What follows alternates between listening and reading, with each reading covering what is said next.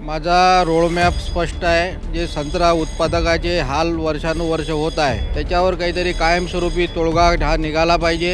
ही शासनाकडे माझी मागणी राहील आणि निश्चितचपणे मी ते काम लवकरात लवकर पूर्ण करीन असा मला विश्वास आहे. मित्रांनो नमस्कार. न्यूज 81वर आपलं सर्वांचं स्वागत. विधानसभा 2024 या विधानसभेमध्ये मोर्शी वरुड मतदारसंघातून प्रचंड मताधिक्यानं निवडून आलेले ॲडव्होकेट चंदूभाऊ यावलकर आज आपल्यासोबत आहे. चंदूभाऊ, आपलं अगदी न्यूज 81वर मनापासून स्वागत. धन्यवाद. काय रोडमॅप असेल तुमचा? तुमच्या नवनिर्वाचित आमदार झालेत आणि सरकारीसुद्धा आपलं बसलेलं आहे. मोर्शीसाठी वरुडसाठी काय तुमचं रोडमॅप असेल? माझा रोडमॅप स्पष्ट आहे. माझ्या मतदारसंघामध्ये जे संत्रा उत्पादकाचे हाल वर्षानुवर्ष होत आहे त्याच्यावर काहीतरी कायमस्वरूपी तोडगा हा निघाला पाहिजे. ऊस उत्पादकाप्रमाणे एक समग्र धोरण संत्र्यासाठी ठरलं पाहिजे. ही शासनाकडे माझी मागणी राहील.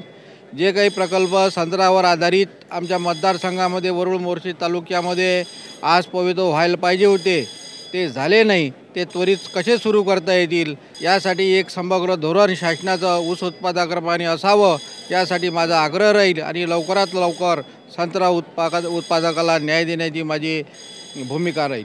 अनेक वर्षापासून वरुडमध्ये मोर्शीमध्ये संत्र्याचं उत्पादन घेतलं जातं. ते चंदुर्दाना घाट जो आपला बालेकिल्ला आहे किंवा ते आपलं पैतृक ठिकाण आहे, पण या ठिकाणी अजूनही संत्र्यावर प्रक्रिया होणारं कुठलंच युनिट या ठिकाणी न झाल्यामुळे शेतकऱ्यांचा रोष होता आणि तोच धागा पकडून आपण ती निवडणुकीतच तो एक विषय निवडला होता. या संदर्भात काही आपली असेल का भूमिका?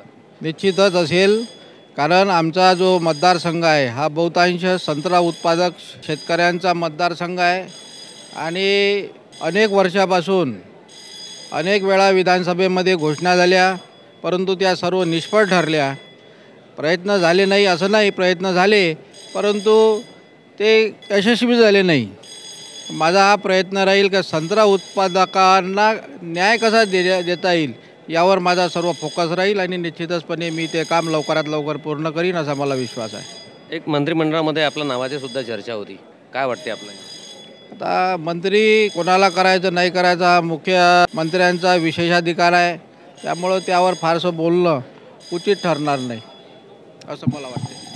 हे होते आमदार चंदूभाऊ यावलकर, जे मोर्शी वरुड या मतदारसंघातून प्रचंड मताधिक्यानं निवडून आले.